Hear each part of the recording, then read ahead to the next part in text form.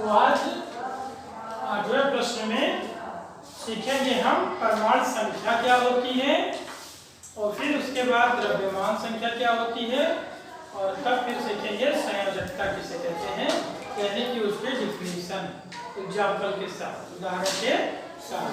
तो सबसे पहले हम सीख लेते हैं बेटा कि परमाणु संख्या क्या होती है, जिसे परमाणु क्रमांक भी कहते हैं। ठीक है बेटा, तो ध्यान से समझ लो, बात अभी तुरंत समझ में आ जाएगी अभी और तुरंत आपको डिफिनीशन याद भी हो जाएगी।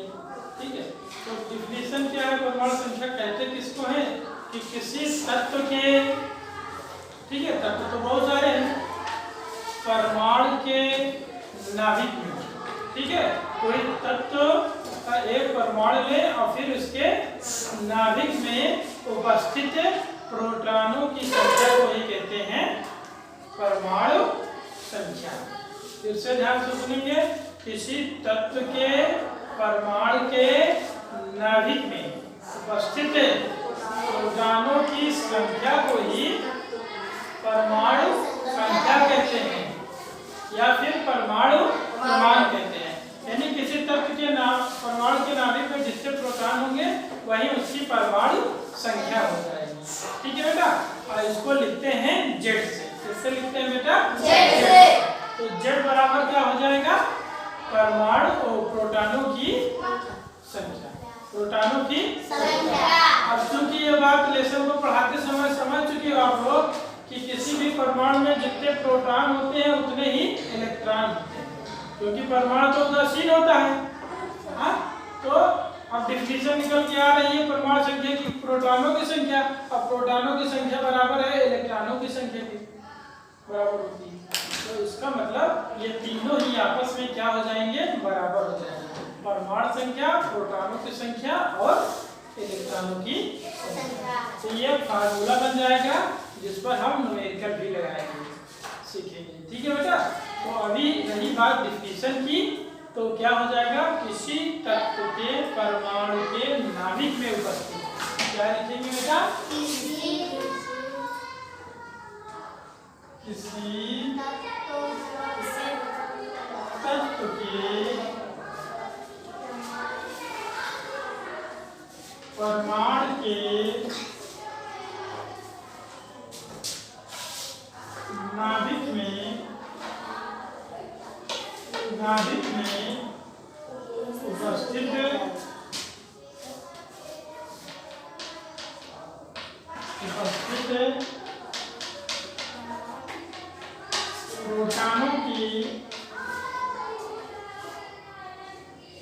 प्रोटॉनों की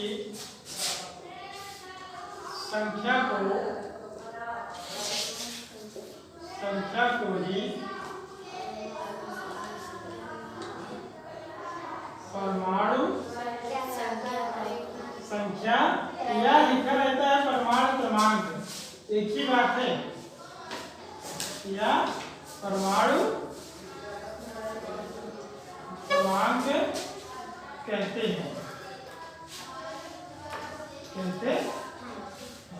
ठीक है बेटा, और इसको लिखते हैं जेड से। ठीक है बेटा, परमाणु क्रमांक को किससे लिखते हैं बेटा? जेड से प्रदर्शित करते हैं।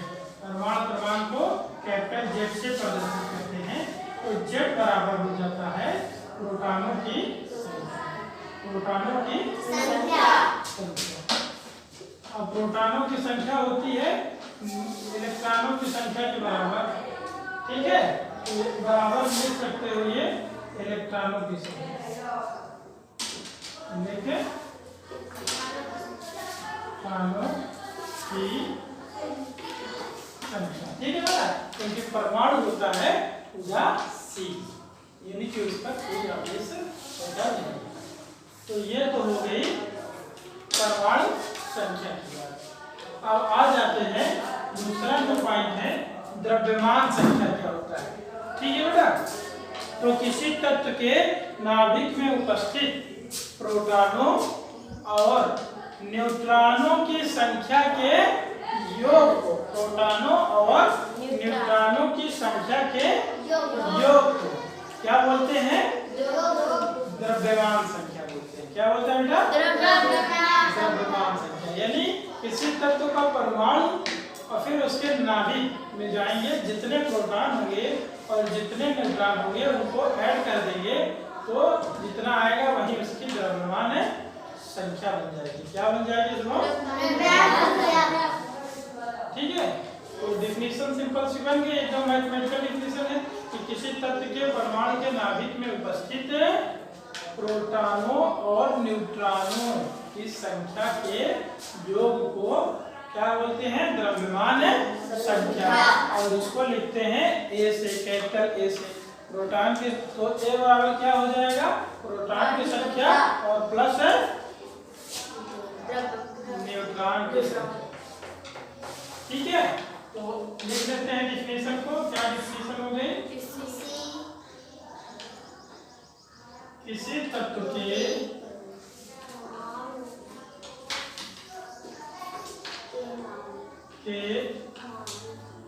किसी तत्व के परमाणु के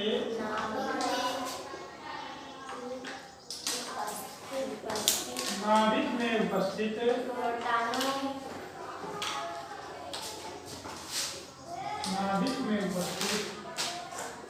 प्रोटॉनों एवं न्यूट्रॉनों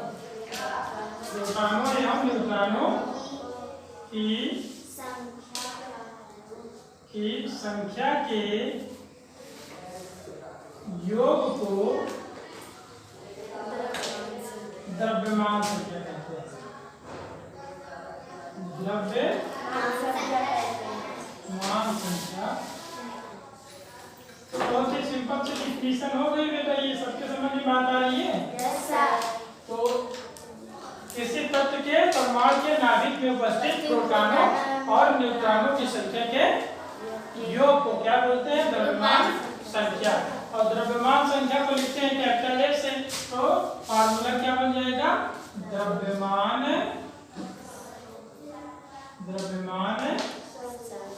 संख्या, जिसको लिखते हैं कैपिटल ए से। ए बराबर प्रोटॉन की संख्या,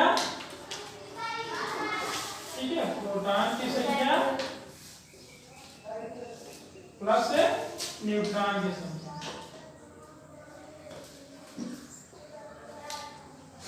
प्रोटॉन की संख्या प्लस न्यूट्रॉन की संख्या। ये तो हो जाएगा फार्मूला बेटा द्रव्यमान संख्या का। ठीक है, और ये हो जाएगा फार्मूला परमाणु क्रमांक का, यानी परमाणु संख्या का। ठीक है, ये दोनों बातें क्लियर हो गई आप लोगों को? Yes sir. अब अगला पॉइंट है संयोजकता का। कौन सा है बेटा? संयोजकता। तो किसी तत्व की संयोजकता क्या होती है, अब इसको भी हम जान लेते हैं कि किसी तत्व की संयोजकता वह संख्या होती है जो यह दर्शाती है कि, ध्यान से समझेंगे, किसी तत्व की जो संयोजकता होती है वह संख्या होती है जो यह दर्शाती है कि उस तत्व के एक परमाणु से, ठीक है, उस तत्व का एक परमाणु हाइड्रोजन के कितने परमाणुओं से संयोग करता है। हाइड्रोजन के कितने परमाणुओं से संयोग करता है, यानी कि जुड़ता है। किसी भी तत्व के एक परमाणु के साथ हाइड्रोजन का कितना परमाणु जुड़ता है या फिर विस्थापित होता है, इसका अपोजिट भी हो सकता है, तो वही उस तत्व की संयोजकता हो जाएगी। वही उस तत्व की संयोजकता हो जाएगी। ये सिंपल सी डिफिनेशन आपके लेवल की है, तो इसको भी हम लिख लेते हैं और फिर एग्जाम्पल की सहायता से और अच्छा समझ लेते हैं। ठीक है, तो पहले डिफिनेशन क्या बताया हमने कि किसी तत्व की संयोजकता, किसी तत्व की संयोजकता वह संख्या है, ध्यान से समझ लो, कहाँ दिमाग है, दर्द नहीं रहो। किसी तत्व की संयोजकता वह संख्या है जो यह दर्शाती है कि उस तत्व का एक परमाणु हाइड्रोजन के कितने परमाणुओं से संयोग करता है। उस तत्व का एक परमाणु हाइड्रोजन के कितने परमाणु से संयोग करता है। ठीक है, मतलब उससे जुड़ता है, उसके साथ हाइड्रोजन का कितना परमाणु जुड़ा है या विस्थापित करता है, तो उसी संख्या को अगर एक जुड़ेगा तो उसकी संयोजकता 1 हो जाएगी, और किसी तत्व के साथ अगर 2 हाइड्रोजन जुड़ गया तो उसकी संयोजकता 2 हो जाती है, किसी के साथ 3 जुड़ गया तो उसकी संयोजकता 3 हो जाती है, किसी के साथ 4 जुड़ गया तो उसकी संयोजकता 4 हो जाती है। बहुत ही संक्षिप्त है संयोजकता के बारे में, केवल डिफिनेशन ही जानना है आप लोगों को आपके लेवल पे। तो लिख लेते हैं डिफिनेशन को हम कि किसी तत्व की संयोजकता, डिफिनेशन हो गया बेटा, किसी तत्व की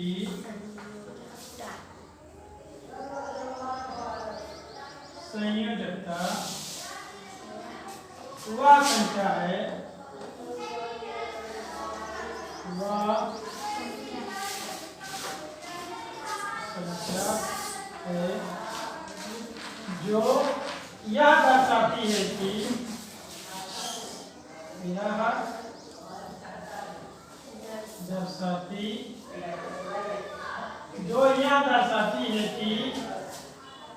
दर्शाती है कि उस तत्व के एक परमाणु के साथ, उस तत्व के एक परमाणु के साथ, उस तत्व के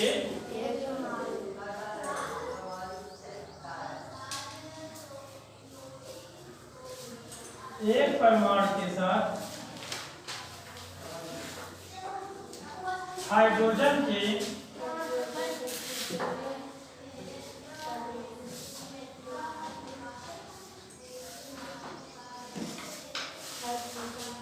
कितने परमाणु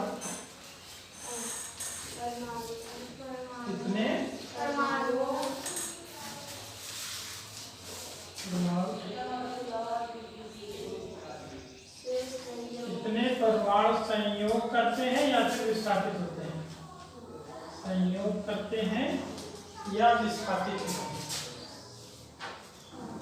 मतलब से निकलते हैं, विस्थापित होते हैं, विस्थापित होते हैं। ठीक है ना। जैसे उदाहरण के तौर पे अगर हम चलें, उदाहरण देखना चाहें संयोजकता का उदाहरण, ठीक है, ध्यान से समझ लो बेटा। कल एक यौगिक लिखाए थे, उसका सूत्र HCl, ठीक है, हाइड्रोजन क्लोराइड HCl। हाँ, अब देखो Cl के साथ कितना हाइड्रोजन जुड़ा है? एक। Cl के साथ कितना हाइड्रोजन जुड़ा है? तो मतलब Cl के साथ कितने हाइड्रोजन का संयोग हुआ है उसी मोल में? तो एक। तो Cl की संयोजकता यानी क्लोरीन की संयोजकता कितनी हो जाएगी? 1। कितनी हो जाएगी?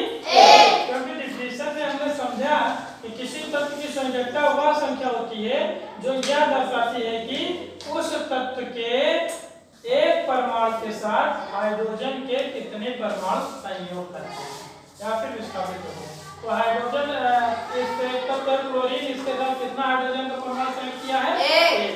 तो Cl की संयोजकता कितनी हो जाएगी? 1। कितनी हो जाएगी बेटा? 1। तो क्या लिखेंगे? Cl यानी क्लोरीन की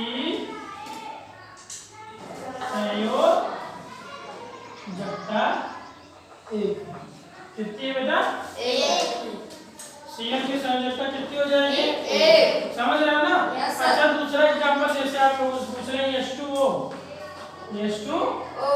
अब ऑक्सीजन के साथ हाइड्रोजन के कितने परमाणु जुड़ गए? 2। कितने परमाणु जुड़ गए? 2।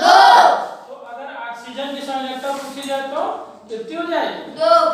2 हो जाएगी, क्योंकि अब हाइड्रोजन के 2 परमाणु जुड़ रहे हैं। क्योंकि परिभाषा लिखी है, उस तत्व के परमाणु के साथ हाइड्रोजन के कितने परमाणु जुड़ते हैं वही उसकी संयोजकता होगी। तो Cl के साथ 1 जुड़े थे तो Cl की संयोजकता 1 हुई, और ऑक्सीजन के साथ 2 जुड़ रहे हैं तो ऑक्सीजन की संयोजकता कितनी हो जाएगी बेटा? 2। तो लिखेंगे में ऑक्सीजन की संयोजकता कितनी हो जाएगी बेटा? 2। ठीक है, इसी तरह बहुत सारे एग्जांपल हैं, आप लोग संयोजकता निकाल सकते हो। हाँ, तो नोट कर लो, अगर क्लियर क्लियर है ना बेटा। Yes sir. तो